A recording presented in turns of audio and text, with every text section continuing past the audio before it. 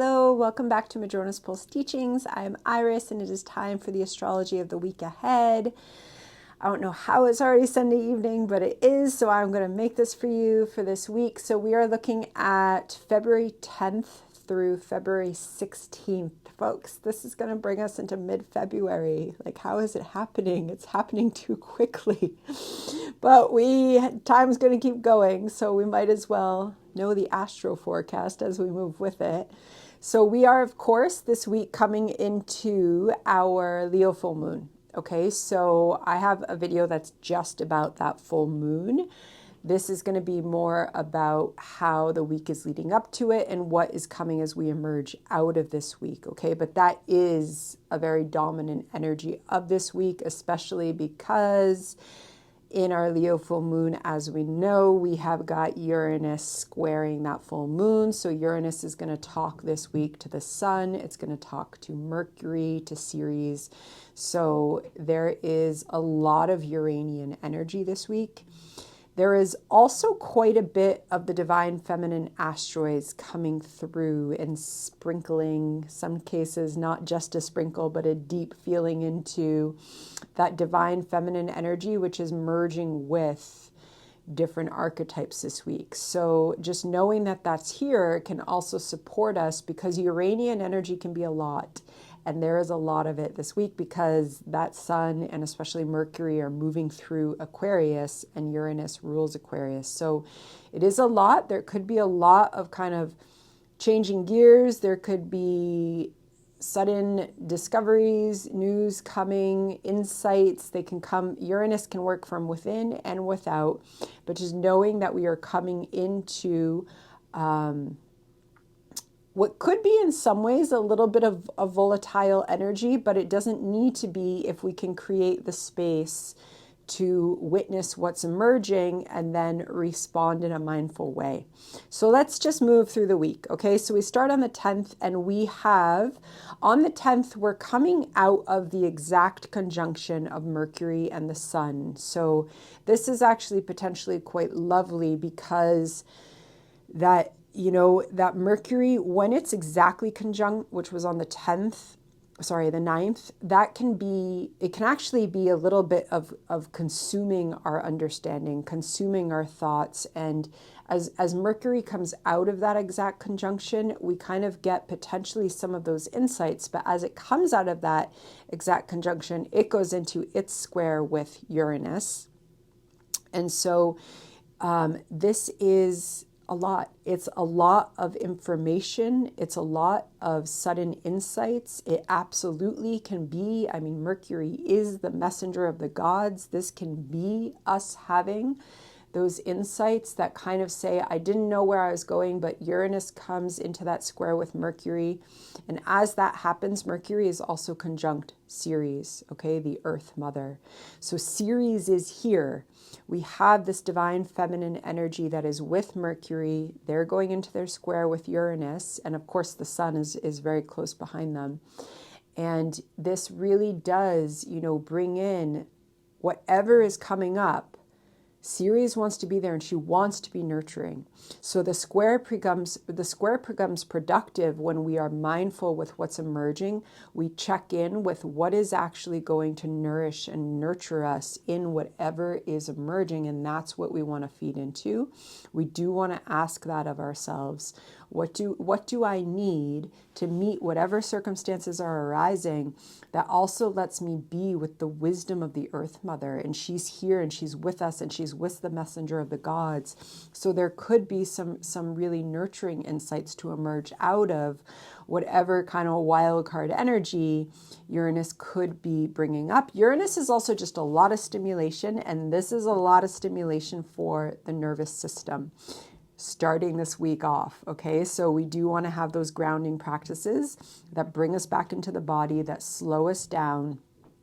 And then also, as we come into the beginning of this week, we also have Mars retrograde in Cancer is in a trine with Saturn. And that really started it on again the 9th. But that energy is lasting, and it's carrying us through this whole week, okay? So there is also this lovely merging of water yin energy through that. And there is something about, Mars retrograde is in a journey to unlearn what we could really simply call toxic masculinity traits that we've all been taught through the intersection of patriarchy and capitalism and colonialism, because we cannot separate the matrix of power over in our modern societies. And all of that goes into Mars. And it goes into what we get taught about being productive and how we're supposed to use our energy and how we're supposed to show up, supposed to being a red flag when that comes up in our inner dialogue. And so this trine between that Mars retrograde, which is going to come to its end towards the end of February, and Saturn this week is helping us to lean into that water energy that wants to bring in the spiritual wisdom of unlearning those toxic kind of masculine traits that we just don't need to bring into our life, so that we can have more authentic care and self-love. So that is carrying us through. So whatever Uranus is stirring up, that energy is also here supporting us, and we want to try and flow into it, okay? And then on the 11th, we'll have the sun come into its exact square with Uranus. So this is the day before the full moon. So we are in Uranian energy, starting this whole week off, moving through the full moon and coming out of it, okay? So there is a lot, Uranus is wild card energy. It is sudden changes. It is also sudden, especially around a full moon, illuminations. And so on the 11th, as that square is exact, it also could be a lot of energy. However, that's going to play out. Sometimes it really energizes us and we feel like we can do more and see more and kind of have more of those insights. But Uranus is in Taurus, and Taurus is the body. And so it can also be a lot for the body. So we also might need to slow ourselves down. And it depends on our charts. We might feel really exhausted from this. So just kind of navigating how we have to go. But on the 11th, we have that exact square between the sun and Uranus, which is potentially really bringing in some very meaningful illuminations into our lives, okay? Again, this is always focusing on the path of self-inquiry. Yes, of course, there's going to be layers happening in the collective. It is very clear that every day things are happening in the collective. And so again, we bring that information in, but in terms of our journey, what is unfolding for us in our kind of inner gaze? Because Aquarius wants us to be with our inner gaze that then goes out, but actually goes beyond the collective of this world and goes into the interconnected web of all that is. And that is what Uranus and Aquarius bring us into. And we've got a sun in Aquarius square Uranus. So entering into that connective web, it is wonderful energy for meditation, for some of that kind of journaling, whatever practices kind of connect you in to higher self and mind. And then, of course, we come into the actual full moon when we have got our moon in Leo opposite our sun. They are at 24 degrees, sun at 24 degrees of Aquarius, moon at 24 degrees of Leo. And we are moving through the illuminations, but that Leo, it's like we've had all this energy in Aquarius squaring that Uranus, and then we get the Leo, and that's where the illumination wants to come, which has to do with our joy and creativity as it aligns to our authentic self. So sometimes that shows up as the illumination showing us where maybe we've been performing a little bit. Maybe we haven't been totally aligned with our authentic self. And all of this revelation energy of Aquarius and Uranus, it comes and it builds into that full moon that wants to show us something about our joy so that we can claim that creative energy and bring it into our lives more. And then we move out of our full moon, we continue into our week, and on the 13th, so the day after the full moon, we're going to have Mercury move to that final degree of Aquarius. It's going to be Mercury's last day in Aquarius before it enters Pisces.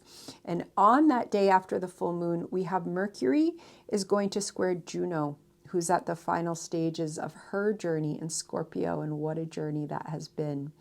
So there's also, this day after the Leo full moon, that we do have this message arrive between the Mercury, who's been extremely active this week with the Sun and Ceres, the Earth Mother, and then, is moving ahead, has been talking with Uranus, and then before entering Pisces, comes into a conversation with Juno, who has been on such a journey of learning about her witchy, alchemizing powers, and they want to go into whatever is coming up this week. They do not want to be separated. This is not just kind of information in the intellectual realm that doesn't connect into our watery depths. Remember, we have that trine between Saturn and Mars retrograde in Cancer and Pisces. And now we have Juno at the end of her Scorpio journey talking to the messenger of the gods on the day after the Leo full moon. So there is absolutely the water energy, which is our emotions, and is our emotions as they connect to intuition and into seeing beyond the veil. It all wants to be part of this very strong air Aquarian energy. So it's not just kind of ideas and visions that take us into the realms and we disconnect from body and we disconnect from emotions. It wants to integrate. Okay, it absolutely wants to integrate, because the Uranus square to all of that Aquarius energy is the body and its radical embodiment. So the body and what we need, and potentially more importantly this week, the body's own consciousness, which is when our mind thinks it knows everything, and then we get brought into our body and we're like, oh, right. There's another wisdom, and it actually usually has a much more rooted wisdom than all the various streams of thought that our mind can take. And so they want to sync up. And now the emotions need to sync up with that messenger and our thoughts as well, bringing our whole self into whatever is coming up for us this week. And then, of course, on the 14th, Mercury is going to move into Pisces, and that is very different Mercury energy. Okay, so we have Mercury moving towards the end of this week after the full moon. We've had Mercury in Aquarius. It is of the intellect. It is happy, and it is bringing in understanding and interpretation, and it is actually a very rapid interpretation and integration of thought. And then Mercury moves into Pisces. And these words that I'm using, they are no longer enough. In Aquarius, they're brilliant. They can weave those verbal, images through words, theories. We can do it all with Mercury in Aquarius. We move into Pisces, and we are in the realm of music and poetry and dreams and symbol. And it is a shift of mercurial energy, and often the Mercury in Pisces requires the aesthetic intervention in order to communicate it. So knowing that shift is coming, and that we're going to feel that in our minds and in our own communication. And also on that same day, we have Ceres come into its exact conjunction with the sun. So just before the full moon, we had the exact conjunction of Ceres with Mercury. And then after the full moon, we're going to have that exact conjunction of the sun after the full moon. So we've already had this kind of illumination. And then the sun and Ceres are conjunct, right? Still in conversation with Uranus. So as you know, the whole week, there's this divine feminine, but Ceres she's the earth mother. And in Aquarius, she really can bring us into our higher self that just sees through the BS. It just sees through the BS out there, the BS in the media, the BS everywhere, but also the BS in here. Also those beautiful kind of narratives that we can spin for ourselves, and they rationalize everything. And then Ceres conjuncts the sun, and she's like, are you serious? Like, that is not what we need. This is what we need. So that's a bit of a reality check that comes she's here. Ceres is overseeing this whole week because she's there. She's with the sun. She's with Mercury. She's talking to Uranus. But then when she really comes into her conjunction with the sun as we approach the end of the week, that is when we could really hear her and really, it's like Ceres' wisdom because it's that wisdom, right? It's like, oh, but I don't want to do that. I want to just go with the narrative that I have. And she's there all week and she's like, and then there's the conjunction where like, oh, right, I got to listen to that wisdom. Okay.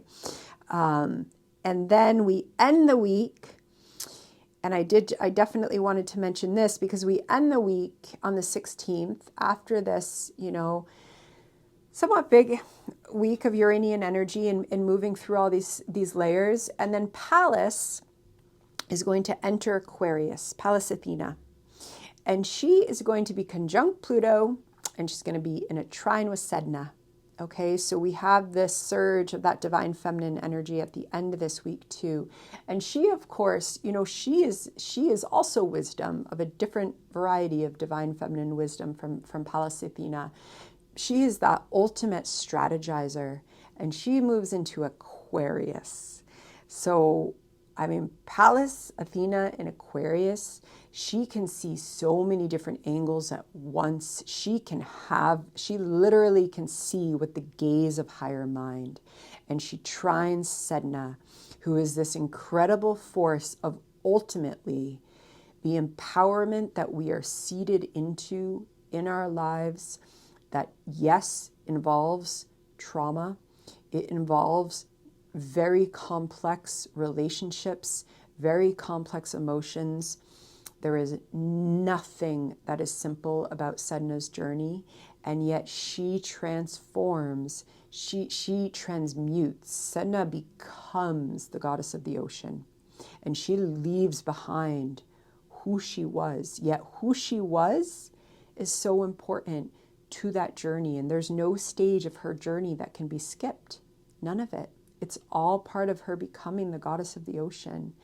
And she is that galactic energy that it is when she is talking in a very exact relationship with one of the planets or the asteroids that we really get to feel into her in this archetypal journeys that we're on. And so at the end of this week, she trines Pallas as she's coming into her own transformative merging with Pluto.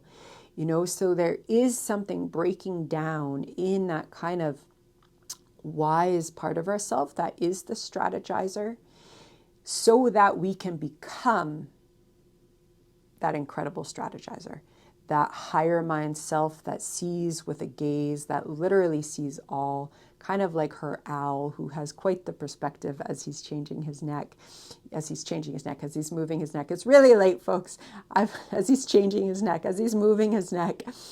But there's so much wisdom, right? And so this conversation between Pallas and Sedna and Pluto at the end of this week is it's transformative. It's Pluto, it's Sedna, it is transformative. There is a death and a rebirth in this, but there is a re-emerging into power and wisdom that is ultimately for the collective. Okay, so that is a quick summary of this mighty week that we are moving through. It's a lot. 2025 is kind of on warp speed, and we're going with it. And so I'm sending out extra blessings because I know it is a lot, and I will see you soon.